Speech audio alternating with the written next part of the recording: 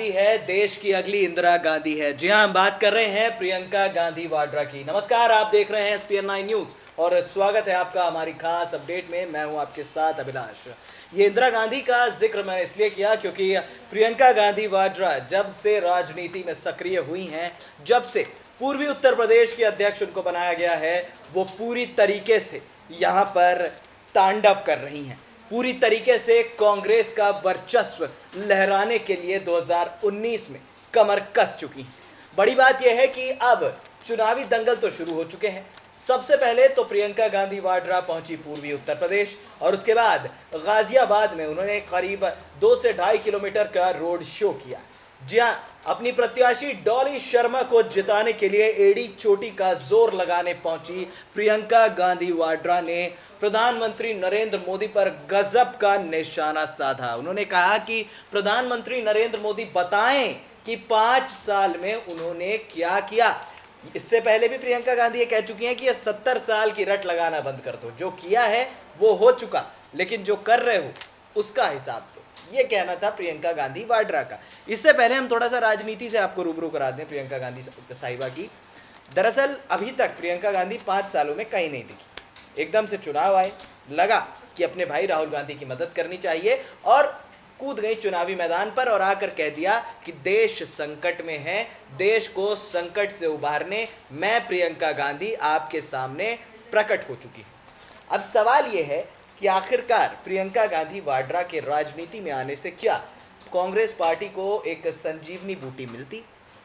बिल्कुल मिलती, क्योंकि जिस तरह से पूर्वी उत्तर प्रदेश में उनको रिस्पांस मिला है, जिस तरह से पूर्वांचल में रिस्पांस मिला है, मिर्ज़ापुर, चुनार, बनारस, इलाहाबाद, ये ऐसी ऐसी जगह हैं जहां पर गजब का रिस्पांस प्रियंका गांधी वाड्रा को मिला है। प्रियंका गांधी वाड्रा ने साफ तौर पर कहा कि प्रधानमंत्री नरेंद्र मोदी ने पंडित जवाहरलाल नेहरू पर सवाल उठाए, उन्होंने इंदिरा गांधी पर सवाल उठाए, उन्होंने कई लोगों पर सवाल उठाए, लेकिन अब आप बताएं कि आपने 5 साल में ऐसा क्या तीर मार दिया। उन्होंने बताया कि कब कांग्रेस की गवर्नमेंट ने मध्यवर्गीय लोगों को परेशान किया। उन्होंने कहा कि आज अगर मिडिल क्लास का कोई भी शख्स अगर किसी होटल में जाता है तो उसे ज़्यादा पैसा देना पड़ता है। उन्होंने ये भी बताया कि किसान की कर्ज माफ़ी जो मुद्दा था उसे भी प्रधानमंत्री नरेंद्र मोदी ने पूरा नहीं किया, ना ही भारतीय जनता पार्टी की गवर्नमेंट ने किया है। वहीं दूसरी तरफ स्मृति ईरानी जो खड़ी हुई हैं अमेठी से, उन्होंने कहा कि किसान ने मुझसे कहा कि बिटिया हमें अनाज दे दो। ये कहना था स्मृति ईरानी का और उन्होंने बताया कि हमने विज्ञान से जोड़ दिया किसानों को, अब खेती को भी जोड़ दिया अमेठी के किसानों से, वहाँ पर खाद उतरवा दी। ये बहुत बड़ा एहसान किया स्मृति ईरानी ने।